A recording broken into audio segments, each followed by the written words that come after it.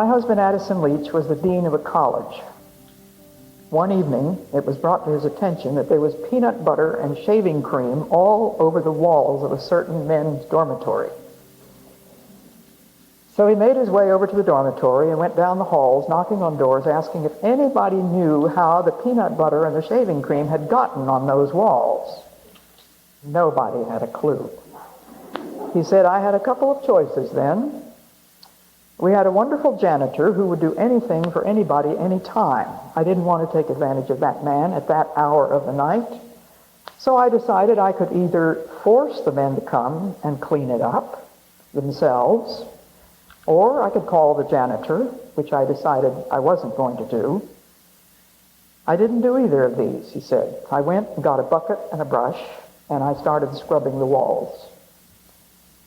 It wasn't very long before heads began, one by one, to pop out of the doors. And they saw the dean scrubbing the walls. One after another came along with a brush or a rag and began to help him. And Ad simply used that as an example of the power of servanthood. I think of my dear house mother, Miss Cumming, who had come from a very wealthy home in Augusta, Georgia.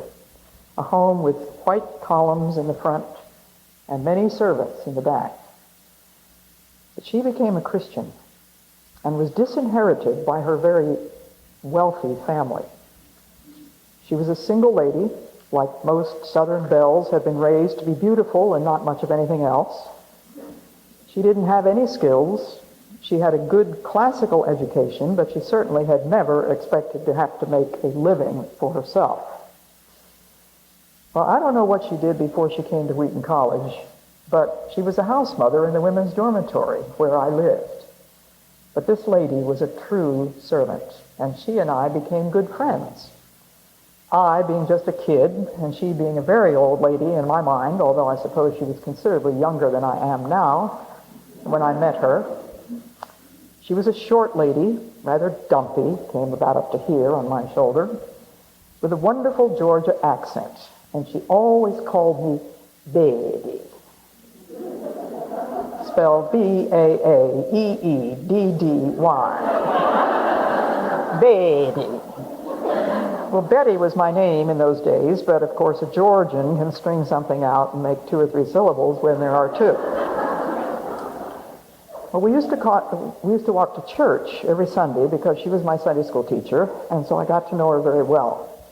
And she even told me that she felt as though I was a friend and didn't think of me as merely a kid. Well, we had a wonderful relationship, and I was greatly blessed by dear Miss Cumming. I would go in and pour out my troubles to her sometimes, and we would pray together. And once in a while, she would share some of her difficulties in that dormitory. One day, when I went into her room, she said to me with this charming way that she had of clasping her very ample bosom, of which I have none. And she said, "Oh, baby, I came to Wheat to be a spiritual counselor. But here I am carrying mops and toilet paper across the campus." Well, she was a spiritual counselor, of course, and to me and to several hundred girls. But the very fact that she was willing to carry the mops and toilet paper tremendously enhanced the effectiveness of that message of her spiritual counseling. Years later, my husband Ad and I went to visit her in Florida, in her retirement home. I reminded her of what she had said that day, and she clasped her bosom, no longer nearly as big a bosom as it was, but she clasped her bosom and she said, "Oh, baby, did I really say that?" I said, "Yes, you did. I remember it ipsissima verba." In other words, I remember exactly what you said. And I said, I want you to know what it meant to me. And I explained to her how much more her spiritual counseling meant to me because she had the humility to carry the mops and the toilet paper across the campus. Then in her sweet southern way, she replied, "Oh, baby, just think of the mercy of God. He allowed me to carry mops and toilet paper for his glory." Now that is servanthood. The first verse of John 13 is tremendously revelatory of the meaning of what is to follow. It was just before the Passover feast, and Jesus knew that the time had come for him to leave this world and go to his Father. Having loved his own who were in the world, he now showed them the full extent of his love. The evening meal was being served, and the devil had already prompted Judas Iscariot, son of Simon, to betray Jesus. Jesus knew that the Father had put all things under his power and that he had come from God and was returning to God. So he got up from the meal, took off his outer clothing, and wrapped a towel around his waist. John 13, 1-4 reminds us that Jesus was very well aware of his origin and his destiny. Because he knew that nothing would change where he came from or where he was going. He had the strength and the grace to get up from the meal, to take off his outer clothing, to wrap a towel around his waist, and proceed to pour water into a basin to wash the feet of his disciples. John 18:4 is another verse that shows us Jesus' awareness of who he was. He said, "Even if I testify on my own behalf, my testimony is valid, for I know where I came from and where I am going." He knew the source of his authority. He was not depending upon himself. He did only the things that he saw the Father do. He spoke the words that he heard the Father say. He received these things from his Father, and he received, on the occasion of the Passover feast, the strength and the grace to take the position of the lowest servant in an Eastern household, the one who did the foot washing. So he poured water into a basin and began to wash his disciples' feet, drying them with the towel that was wrapped around him. He came to Simon Peter, who said to him, "Lord, are you going to wash my feet?" Jesus replied, "You do not realize now what I am doing, but later you will understand." And Peter, impulsive and sympathetic in ways that you and I would have also been, said, "Lord, you shall never wash my feet." Jesus answered, "Unless I wash you, you have no part in me." "Then, Lord," Peter replied, going to the other extreme, "not just my feet, but my hands and my head as well." And when he had finished washing their feet, he put on his clothes and returned to his place. "Do you understand what I have done for you?" Jesus asked them. "You call me teacher and Lord, and rightly so, for that is what I am.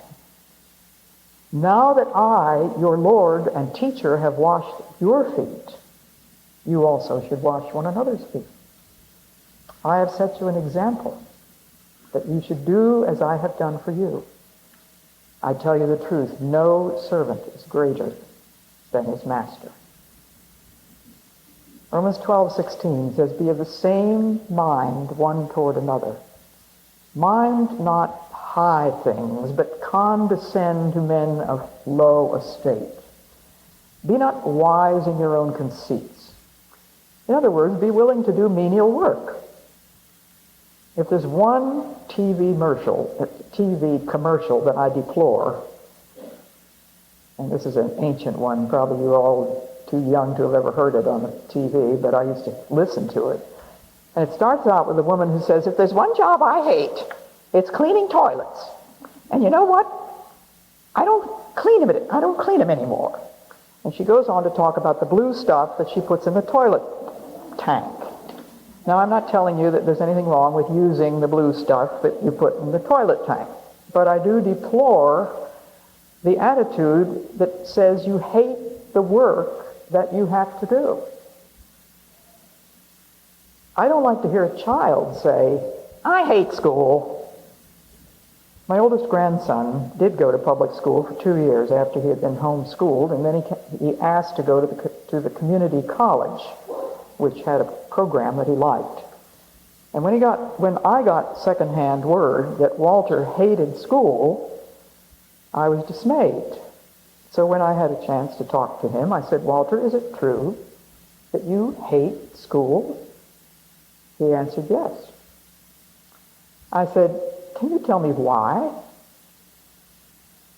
Well, because I feel very strongly that anything that we have to do, we should learn to like. I'm still saying this to Walter. If you can't do what you like, then learn to like what you do. I asked him what it was that he hated about it. He said, I hate the sin that I see in my teachers. And I hate the false ideologies that they are cramming down my throat. Well, I didn't mind that he hated those things. I was glad to have had that straightened out, that it wasn't the schoolwork that he hated.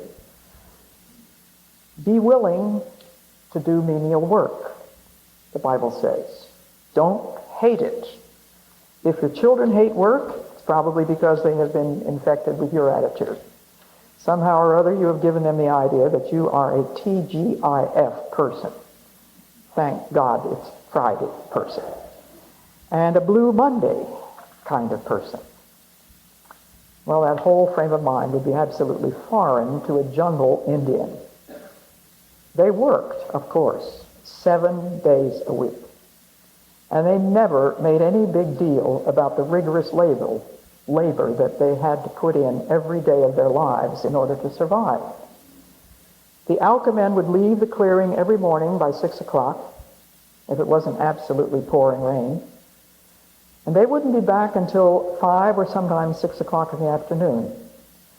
And they probably would have run or walked 30 miles or so looking for something to eat for the whole crowd. They went out separately. They never went out together because you don't hunt together with blowguns and spears. The women went out as soon as they had taken care of the babies and fed the small children and had eaten whatever might be left over for them. Then they went out to work in the plantations all day, every day. I never saw an Alka woman come back with a tremendously heavy 56-pound basket on her back, full of manioc and plantains and other food, perhaps a baby on her hip and a machete in the other hand, and I have never seen an Alka woman say, what a day. They would come back with mud from head to toe, having worked and sweated all day long. They would walk into the house, stoop down, take the band off their head from the thing that they were carrying on our heads, so they could drop the basket onto the floor behind them and set to work stirring up the fire, cooking the food, and very calmly and quietly doing the things that needed to be done before they went to bed. Let's think about the attitudes that we have towards the work that we have to do. And then ask yourself a question that Ruth Harms Calkin asked in her poem. What if I had to do something in a room where nobody saw and nobody knew? Often when a conference is over, there's a long list of volunteers who have helped, who are then recognized for their service. The thought has occurred, would there be as many volunteers if there was to be no recognition of each? As Calkin writes, where nobody saw and nobody knew. Why did Jesus do what he did? To show the full extent of his love. Jesus was headed for the crucifixion. Wouldn't you think that that would be sufficient evidence of his love? When his disciples learned what had happened, they did not know at that point what was ahead of them. But you and I are not going to be crucified, literally, and probably most of them were not either. Tradition tells us that some were. Crucifixion is one thing. Washing dirty feet is something very different. I think that it is significant that Jesus gave them an example of something that anybody could do anytime without being sung as heroes. Jesus' crucifixion, which is the final and irrefutable proof of his love, was not the only thing that demonstrated what that love meant. The scene at the Last Supper was in order to show the full extent of his love. He did this humble task for his beloved disciples who had disappointed him so many times. And we're going to disappoint him much more in the next day or two. He did it even though he was their Lord and Master. That's the thing that's important here. Because he was not counting on the fact that he was Lord and Master. He was not taking the position above them. He was taking the position below them, showing the true meaning of humility and the willingness to do whatever needs to be done. Let us never think that because we have attained some kind of position that any job is too low for us. In our culture, we don't have to wash people's feet since we don't walk on dusty roads in sandals. There are courtesies which are recognized. When somebody comes to our house in the wintertime, we have to figure out what to do with all their coats. If someone drops in to see you, you immediately put the tea kettle on and offer them a hot or a cold drink. These are recognized courtesies. Amy Carmichael used to say, there is no calculating the value of a missionary who will come to do whatever needs to be done. There is no calculating the value of a missionary who will come to do whatever needs to be done. Anything that needs to be done. I hear sad stories about the attrition rate of missionaries. Sometimes I believe it's because they felt that their talents or their gifts or their calling was not adequately appreciated. They didn't get the position they had hoped for. I would like to ask them, so what else is new? Is there any missionary that has ever done exactly what he thought he was supposed to do? I went to Ecuador with the hope that I was to be a linguist, since that was the gift that I believe God had given me. God had called me to the foreign mission field, and he had led me to Ecuador in answer to my prayers. Although I did linguistic work in 3 different languages for various reasons, all of it went down the drain. There is nobody using any of the stuff that I did then, nor has there ever been since way back in the 1960s. That doesn't mean that God did not accept the service that I gave. God's will is always different from what we think, always bigger than what we think, probably more difficult than what we expect, but ultimately far more glorious than we could ever predict. The job is done for Jesus, not for somebody else. So in this act of love and humility, Jesus was asking his disciples to take up the cross. And he showed them that there are simple and humble ways of doing that. Whatever cuts across your tastes or preferences or desires is the cross in some form. We need to learn to recognize the crosses as they come without dramatizing them or making a big deal out of them. Let's look squarely at the truth of it. It's a cross because it cuts across my human preferences. When the will of God cuts across the will of man, somebody has to die. It is my chance for a small death. Paul said, He died daily. He died 1,000 deaths. Well, we talk about dying 1,000 deaths, and it may be at times literally true, but if we are to follow Jesus Christ, there will be many opportunities to take up the cross. Most of them will be mundane. They are not things that anybody else is going to notice or hear about, or for which you are going to receive any kudos. You mothers, just think of your normal, everyday routine. Washing, ironing, cleaning, cooking. We know about all those homely things. Listen to these words by Ugo Bassi, Italian writer. Measure thy life by loss and not by gain. Not by the wine drunk, but by the wine poured forth.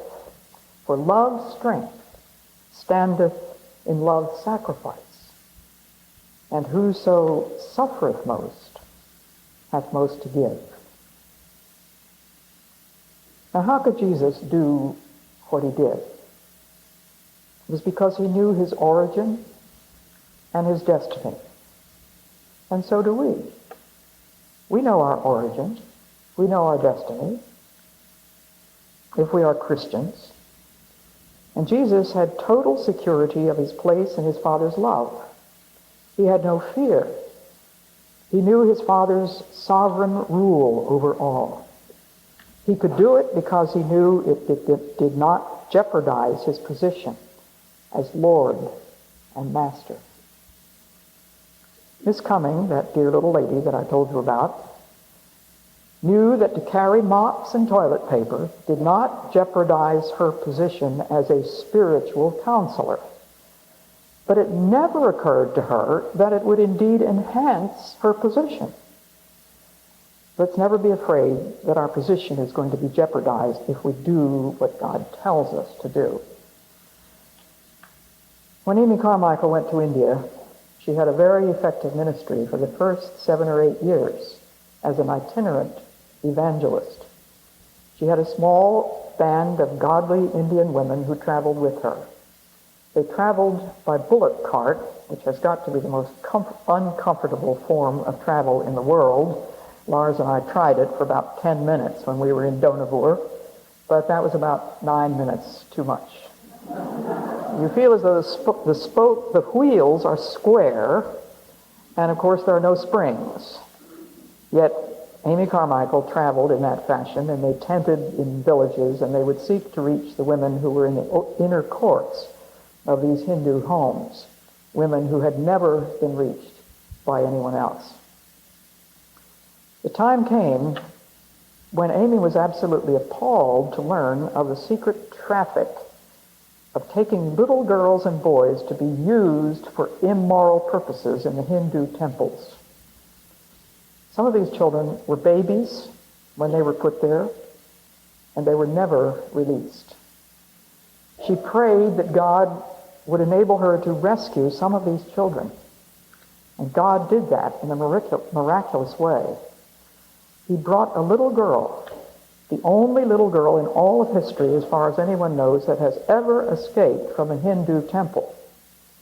She was only 7 years old, yet she had already been made a prostitute long before that. Amy tells the story of how this little girl suddenly appeared on her veranda early one morning when she was having her morning tea. This child came out of nowhere, apparently, and had no explanation to offer as to how she got there that day. Amy concluded that an angel had taken her by the hand and brought her to Amy's veranda.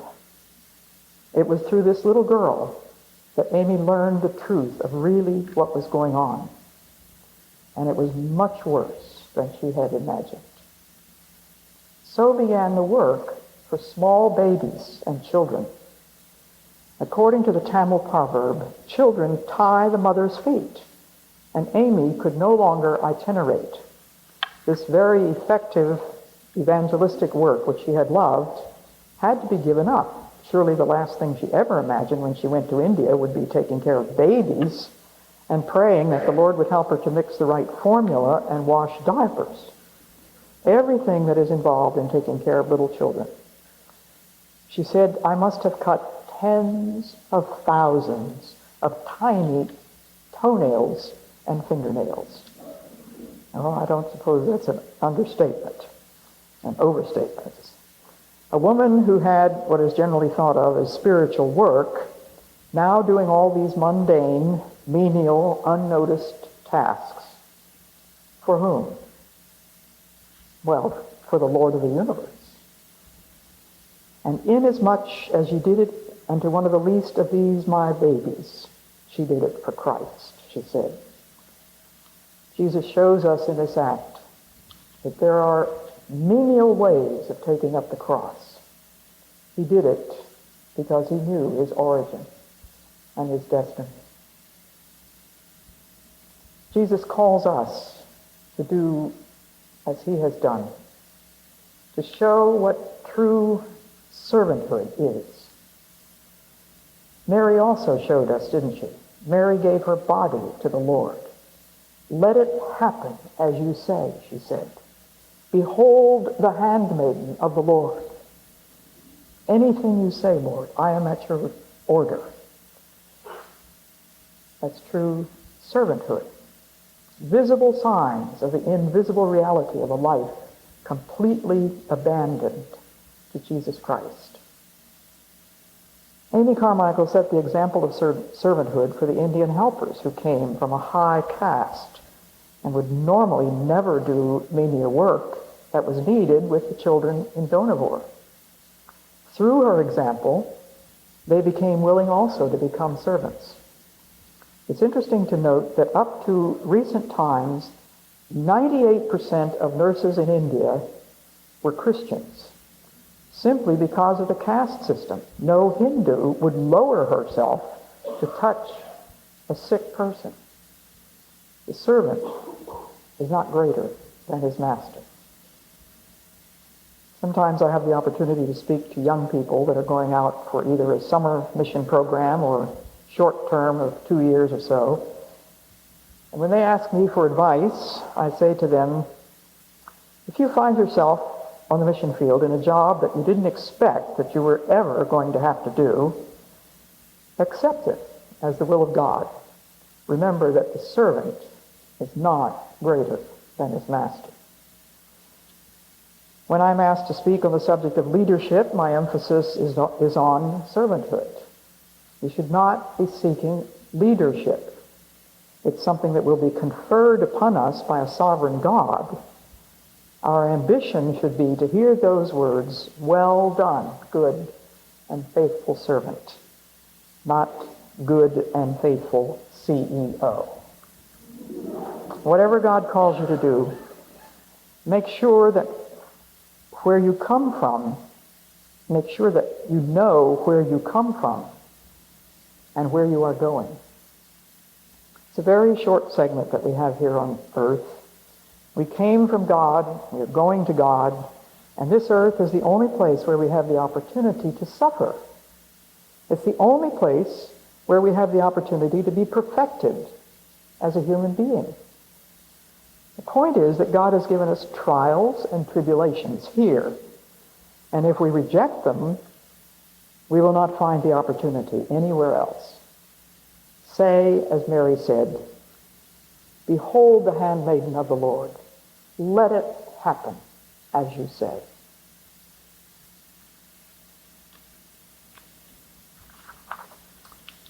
What does servanthood mean?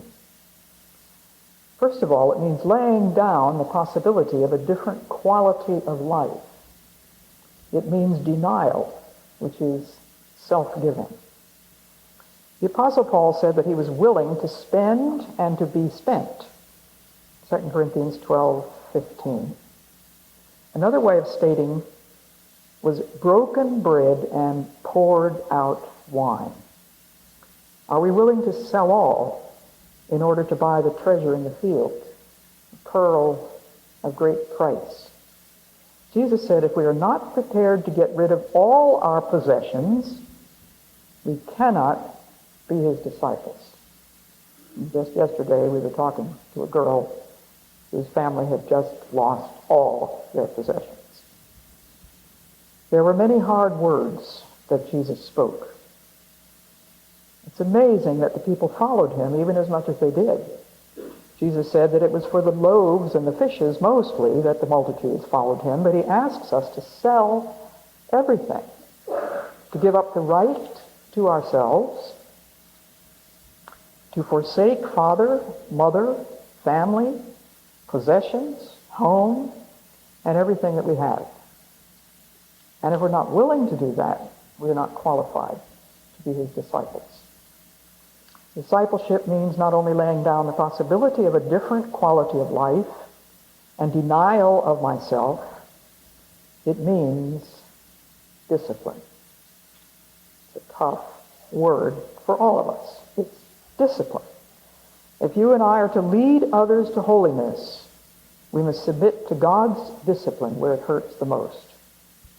As someone was saying, if you want to find out if you have a servant's heart, note your attitude when someone treats you like a servant. What is your response then? We get huffy and self-protective and irritated with anybody who might presume to treat us as a servant. Well, a servant is one whose preferences are not necessarily honored. He is not asked what his agenda might be. He is told. It means work. It means discipline. Work is a privilege and a gift and a responsibility. St. Francis de Sales said, "The King of Glory rewards his servants not according to the dignity of the office, but the humility with which it's performed." I'll read that again. St. Francis de Sales. "The King of Glory rewards his servants not according to the dignity of the office, but the humility with which it is performed." Practicing the presence of God is about a monk who wanted to become a holy man. So he went into the monastery to learn to be holy. He expected to be in a nice, quiet cell where he would meditate and contemplate and pray. To his consternation, he was assigned to, guess what? Wash the pots in the kitchen. And he didn't see how in the world he was ever going to become holy that way. Yet he began to practice the presence of God in the kitchen. There he was, racing around, undoubtedly sweating in the hot kitchen in the monastery, subject to all kinds of demands from all kinds of people running through the kitchen, asking for this and that and the other thing. And it was there that he began to learn to practice the presence of God. He learned to do his work for God. Undoubtedly, he was rewarded according to the humility with which it was performed. It's a delightful little booklet that you should be able to find. I hope you will. I wonder how many of us have ever given thought to the simple and mundane routines of our lives as a daily offering to the Lord of the universe.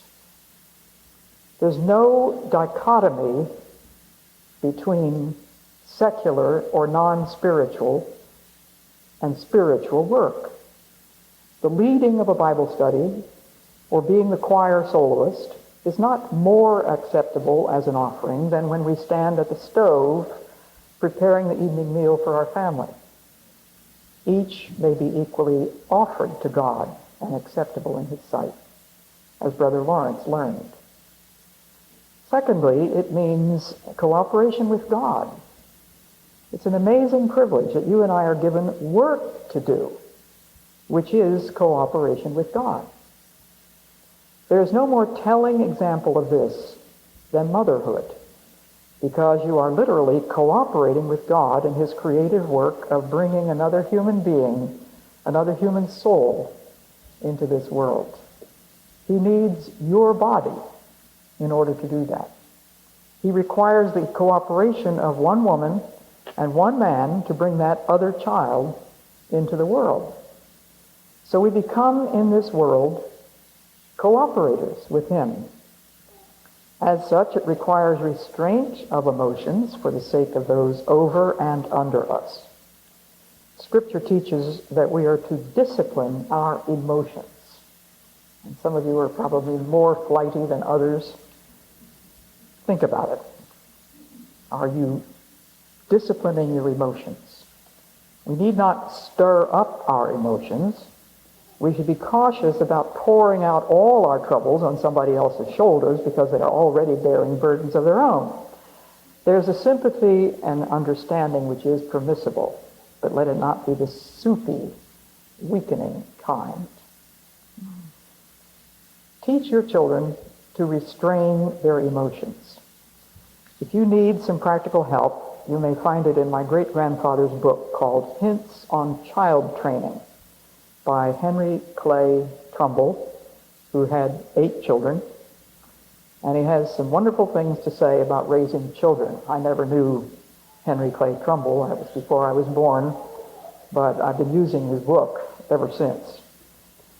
I particularly love this chapter about teaching your children to restrain their emotions. This chapter is a powerful one on that subject. So now, thirdly, I gave you firstly, secondly, thirdly, it means also that our gifts are at the disposal of a master. Perhaps your gifts have not been recognized. Perhaps they have not been asked for at all. Every one of us has a number of gifts, and it's quite impossible in this short life for us to exercise all the gifts that God has given us. People often remark, well, I don't have any gifts. You know, I was behind the door when the gifts were given out. So poor little me, I just really can't do much of anything. Well, they're thinking, I can't do what she does, or I can't do what he does. I can't really serve the Lord. It's not true, because the Bible says that he has given gifts to all. If a missionary goes to the field and his gifts are not asked for at all, or as the lady who came back from the field felt that she had been insulted by being asked to do something which was beneath her, then we're not really prepared to be servants of Christ himself. How much scrutiny can you endure? What kind of thanks are you looking for? Ad, my second husband, heard a woman say, I work my fingers to the bone for this church, and what kind of thanks do I get? And Ad thought of asking, what kind of thanks did you expect? Well, he didn't actually say that to her. But for whom do we do the job? Do you think about the fact that you can wash dishes for the glory of God? I would certainly hope so. What kind of thanks did you expect? Fourthly, it takes devotion, holy and humble in calling others to do as we have done. A leadership which springs from servanthood. That is what one should aim for. That will inspire others to follow in your steps. Holy, humble in calling others, in setting an example, and asking nothing of them which we have not asked of ourselves. And that is crucial. Ask nothing of them which we have not asked of ourselves. Amy Carmichael was very strong about that. She would not ask anybody to do a job that she herself was not willing to do.